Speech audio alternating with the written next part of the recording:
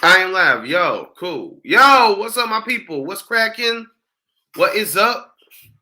Welcome to a brand new episode of ADQ's Renaissance. I'm your host with the most, keeping it 100 from coast to coast through God our boast.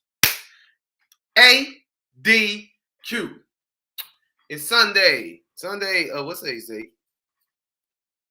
It is Sunday, September the 26th, 2021. Yo, next week, we will be on to a whole new month. 10th month of the year. Man, this year's going by really fast, super fast, crazy fast. So it's your boy ADQ. Haven't went live, haven't done anything for y'all in a while. Excuse me. Had to rest, get my dopeness going and everything. And also got a new hustle going on. Let me tell y'all what it is. So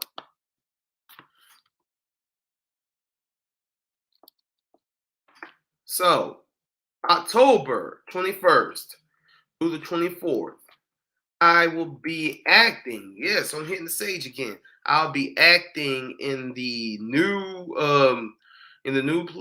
play, never written before, written by Scott Eisenhower. The new play is called Dr. Ranch versus the Alien, and I was cast as Richard Hynop. So that's one of the things I've been doing, rehearsing for that. But yes, the name of the play is Dr. Ranch versus the Alien. I will be portraying Richard Hynop.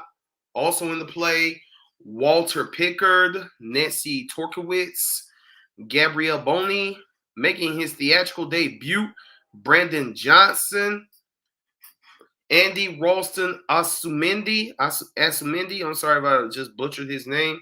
But yo, shout out to him because we worked together before.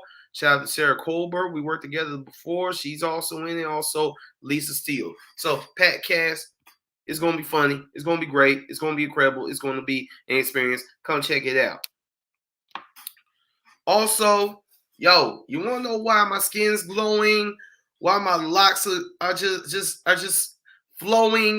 They just go. This is the longest my hair's ever been. You want to know why? Because I keep on drinking this. This alkaline water. Best water that you'll ever drink. Every time I drink it, I feel like Superman. I feel like Superman with daggone vibranium in them. Alkaline water. Get you right every time. So check that out. Shout out to my people in the tweetverse. Shout out to everybody in the Twitterverse. I am going live on Twitter for the first time ever. So shout out to Twitter, Avenue ADQ_85. Now, also another reason why I had to take some time off, take some time away, because number one, I gave you a long daggone interview with Miss Marissa Ravenel, three daggone hours. I know y'all heard that. Y'all was like, okay, ADQ, okay, bruh. Well, first of all, congratulations to her, for she has been cast as Effie White in the Winston-Salem Theater Alliance production of Dreamgirls. So shout out to them. Shout out to them. Shout out to her. It's going to be epic. Also, I had to secure the services for my next interview of one Pastor Jerome Gay. And in that interview, we will be talking about this book. Pastor Jerome Gay Jr., pastor of the Vision Church in Raleigh. Man came from D.C. to Raleigh to write something dope like this. So shout out to him. We are going to be talking about that Wednesday, 2:45. No. Wednesday, 2:30. Wednesday, 2:30. We're going to be talking about this dope piece of literature. You do not want to miss it. You do not want to miss it. If you do miss it, it's all good. You catch it on the playback. But I know it's going to be a dope, incredible, wonderful conversation. This book is something to be. This book is something to behold. The whitewashing of Christianity. Now, one was, well, why did the whole pastor write a book called The Whitewashing of Christianity? You go to any store, you buy a picture of Jesus. What does Jesus look like? Look like some white hippie hanging on the cross, right? Right?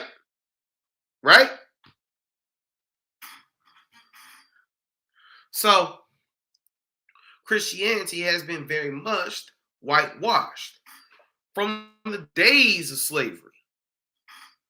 Now, it's in this book where he explains how Christianity started out, in Africa. It is it's an indigenous African religion, from what Pastor Gay says. And I am currently reading it, researching it, and he has receipts and significant evidence to prove his point.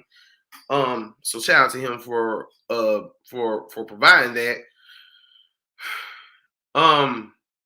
But Pastor Gay points this out, how it's an indigenous African religion, which helps one like me or any of us who are like going towards the more pro-black sector and want to retain our faith and trust in Yeshua to ride with, because black people's first ever expulsion to Jesus was through the slave ship Jesus Labuak.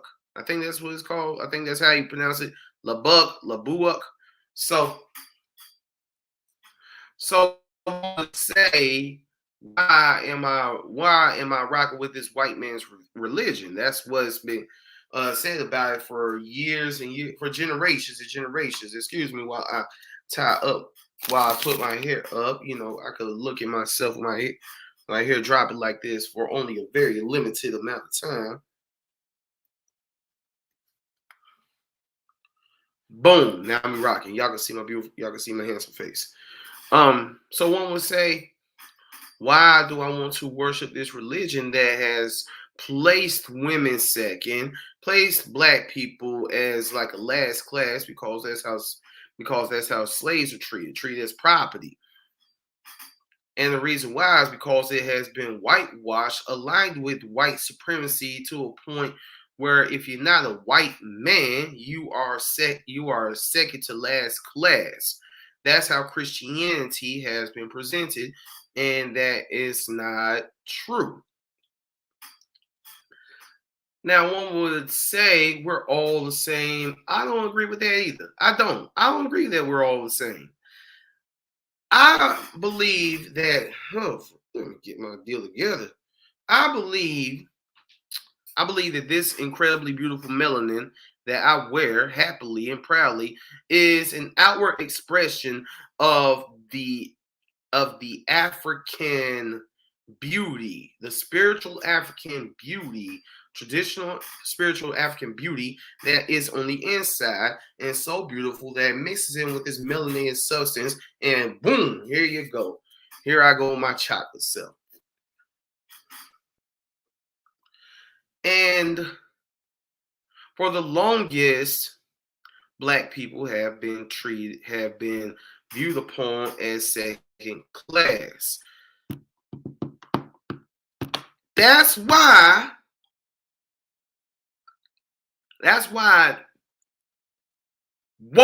this whole woke movement irritates me. That's why this whole talented 10th idea irritates me. Feel me? Y'all feel me? Y'all rocking with me? Okay, cause I'm about to go somewhere that's a little uncomfortable. I'm not gonna be disrespectful, just speak my mind on something.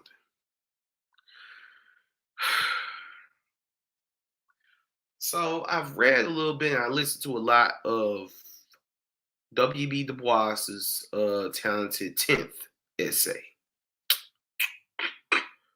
I don't agree with it at all. I don't agree with it at all. Let me say it again. I don't agree with the talented 10th essay at all. Why am I talking about the whitewashing of Christianity, which is a dope book, an incredible book, incredible read, wonderful read. Shout out to Pastor Gay. I cannot wait to talk to you about it. Why am I talking about that, and why am I talking about the talented 10th? Here's why. Because the way Christianity has been traditionally presented, it has put Black people in a subservient mindset when viewed upon from a white supremacist lens. So I believe that the Talented 10th continues that subservient mindset. The Talented 10th essay can unintentionally put one in the house Negro mentality. I'm educated. I live close to massa. Y'all Negroes ain't nothing. Y'all Negroes need me. Be like Denzel in Training Day. I'll run stuff here. Y'all just live here. That's not very community minded. The Talented 10th does not really teach anybody to be community minded. It says if you are an educator, only the prominent, the exemplary people in the Black community are fit to lead. I disagree with that. Totally disagree with that. Let me take a drink of coffee.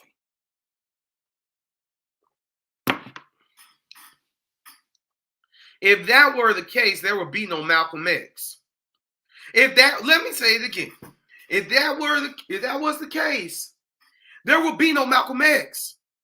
If Malcolm Little had adhered to the Talented 10th, then he would have sat down somewhere and shut it up because when he came into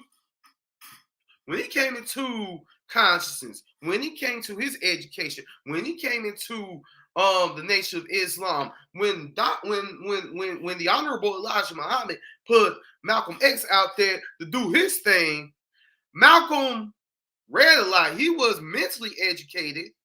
He was mentally and spiritually educated, but formerly he had an 8th grade education. So Malcolm would not be one of the people that W.E.B. Du Bois will want fighting for us. Whoa, you know what I'm saying? If Malcolm X would have adhered to this idiotic Talented 10th idea, then he wouldn't have done nothing because Malcolm had a 8th grade education. But they put him in a cage. He got a bunch of books, read, studied, and became the great El Haj Malik Shabazz that we know and adore. Who wrote, I got the book.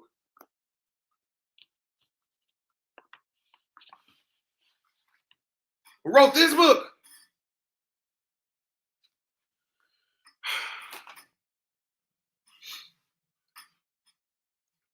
The Talented 10th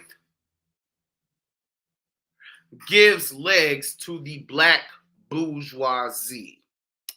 I know the Black bourgeoisie, and I know them very well. The Black bourgeoisie is no jewel, what's the word I'm looking for? The Black bourgeoisie is no friend to Black people. I will say it again. The Black bourgeoisie is no friend to Black people. You feel me? Here's why. Yo, if you happen to see the link to my YouTube, please subscribe. If I don't piss you off, come see the play that I'm in. Dr. Ranch versus the Alien. I'm 36 now, y'all. I'm 36. I ain't biting my tongue for nobody. I will be respectful. Black bourgeoisie, okay? Talented 10, Black boule, Black bourgeoisie, pretty much all the same.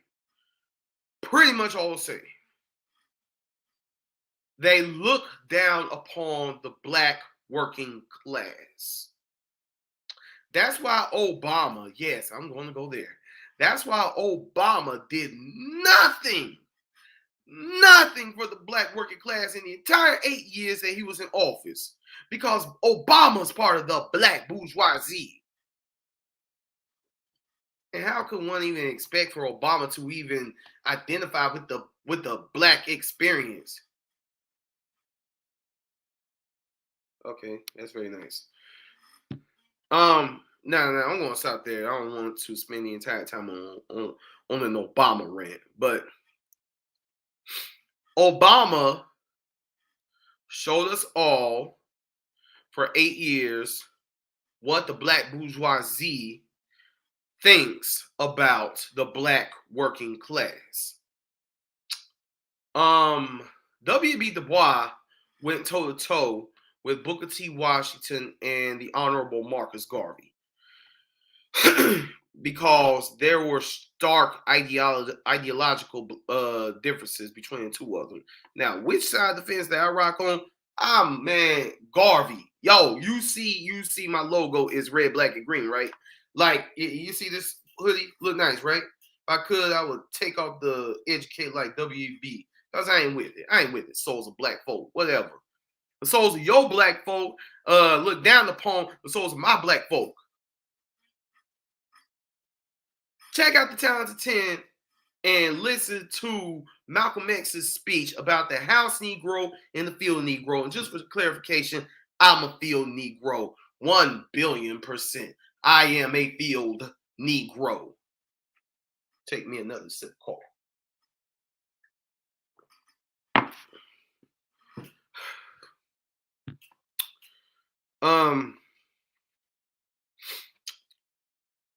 So like I was saying, black bourgeoisie, black boule, black upper class, Talented 10, same thing. Do you really think that the Talented 10 has the liberation of black people in mind? Very seldomly, you may get a couple of educated brothers or sisters willing to, help liberate the people, like Martin Luther King. Come on. Martin Luther King graduated from Morehouse at the age of 15. But it didn't. But it took him until the age of 35 or 36 to really start speaking to the economic problems, the economic elevation of black people. It took him until age 35, 36 for him to sit back and realize, yo, I'm trying to integrate my people into a burning house. The Talented 10th verify their standing by how much money they make and the degrees that they get from these white institutions. Oh, look at W.E.B. Du Bois. He's the first ever black man to graduate from Harvard. Big freaking whoop. Who cares? Who's the first ever black person? Who's the first ever person to graduate from Howard? How about that? Who was the first class in A&T? How did Bethune-Cookman get started? W.E.B. Du Bois is the first ever black man to graduate from that. Why do we care about the first ever black person to do this, that, and the third? Some things are important, like Thurgood Marshall. Forgot the name of the first person to go into space. Some things are important. Some things, it's like, it's hit or miss. It's like, okay, you're the first black person to do this. How does that affect me? How does that liberate me and my people? You know what I'm saying? Well, Christianity, the way it was presented, the westernized Christianity was presented to keep black people in a subservient mindset. Hence the picture of white Jesus. If my Savior looks like the same people who are enslaving me, then this can't be wrong. There's people who have actually thought that. Well, the talented tenth says, I am getting my accreditation and my legitimacy from these same exact people. And I think that's wrong. I think that's totally wrong. Again, Malcolm X wouldn't have dared happen. W.B. Du Bois also went toe to toe with Marcus Garvey. Like I said, I'm on the Garvey side. I don't hate white people. I'm not willing to work with the KKK. I'm not a separatist. I'll say that. I'm not a separatist. But I'm not an integrationist either. So how does one not be a separatist or be an integrationist? Well, it's pretty much this. I'm a liberationist.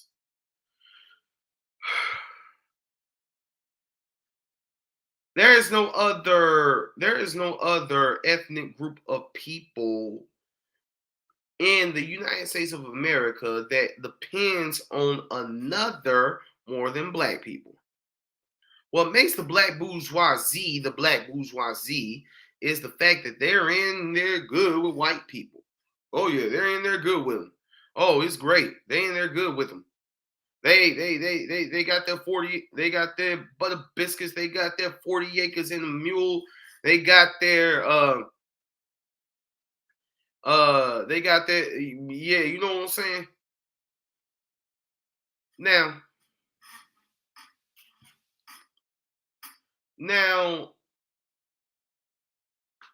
when I think about that, I think I shouldn't depend on any other group of people to validate me and my standing and my identity as a black man. I remember once last year I was on this panel and them people hated me. I was on this panel and this dude said, see, what we want to do is we want to integrate.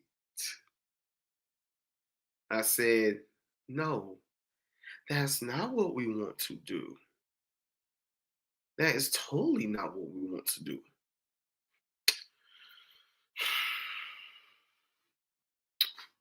So you could say, all right, ADQ, you're not an integrationist.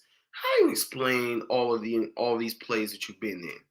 How do you explain that how do you explain all the times where you were the lone melanated individual in some of the casts that you've done? Well, it's quite simple. I ain't calling nobody out. You see, the black theater scene is predominantly ran by members of the black bourgeoisie or the talented 10. And a lot of times they look down upon someone who makes less money than them. That happened to me. I remember once I walked into the office of a black theater company. I'm not going to say who, where, whatever. I once walked into the office of a black theater company and they said, go to the library. Get out of my face. Yeah, I walked into a white theater company and they cast me in a role. And this has occurred very, very, very many times. Now, I've done black plays, but this is so this is where my topic goes from my distaste with the talented 10 to my distaste with well, not my distaste, but just a commentary of black theater. Okay, y'all still with me? I see that I got 0 now. Well, come back because I'm about to start talking about black theater, and next year, the Black Theater Festival is going up. So I remember I used to be a huge Tyler Perry fan. I was very much motivated by Tyler Perry, but now I'm not. I'm still a Tyler Perry fan. I'm just not a fan of Medea. But the man, the legend, the hustle, yeah, I'm very much a fan of. I would say that I'm more of a fan of, August Wilson, Terrell Alvin McCraney, um, Lorraine Hansberry. That's my seed. I mean, the way Lorraine Hansberry just took a raisin in the sun. I mean, took that line from Langston Hughes' poem Harlem, and wrote A Raisin in the Sun. I think that it is a beautiful play. However, little side note, the plays based off of integration. I mean, they're trying to integrate into a white neighborhood, that clearly don't want them there. But it's a dope story. It's a dope story about struggle, about family, beautiful lines, all that. One of my most favorite plays that I've ever done. But I digress. Huge Tyler Perry fan. Used to be a huge Tyler Perry fan. And so then I decide, yo, now that I'm in Winston-Salem, I'm going to fully chase this. I'm going to chase this. I'm going to go after it. I was turned away. By some black theatrical luminaries. So I decided, okay, I'll go with the white people. The white people that have helped me exponentially in my theatrical journey, and I learned a lot from them. I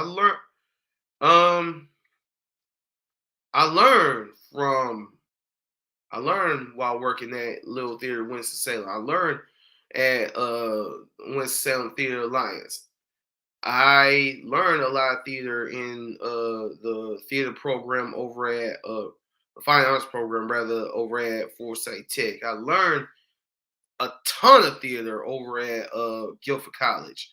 Guilford College is where I learned the most theater. I learned a little bit over at UNCG, but mostly at Guilford College. Guilford College, UNCG, 2 PWIs. I asked myself, if I would went to A&T, how would my theatrical experience have been then? Just something I wonder. But the talented 10th, the black upper class, respectfully, that's who runs the sorry. That is who runs a lot of the theater. And a talented 10th mindset causes people to look down upon the black working class. Well, I'm black working class. I'm house. I'm field. He's field. I'm a field Negro. So the black upper class is going to naturally look down upon me. So yeah, and I've seen two types of black theater. You got the Chitlin Circuit, Tyler Perry type, and you got the poetic, Color Purple, August Wilson type theater. And again, that's the one that I'm with. But your art is your expression. That's what I say. So I have been talking for almost half an hour. So I'm about to start to wrap this up. And I want to wrap this up with a scripture. Yeah, I went to church today, but I think this is still a dope scripture.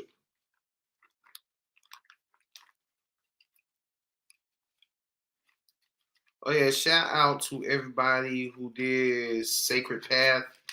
I think that's the name of the movie that's premiering today. Shout out to Main Man. May his spirit smile while the movie's being premiered.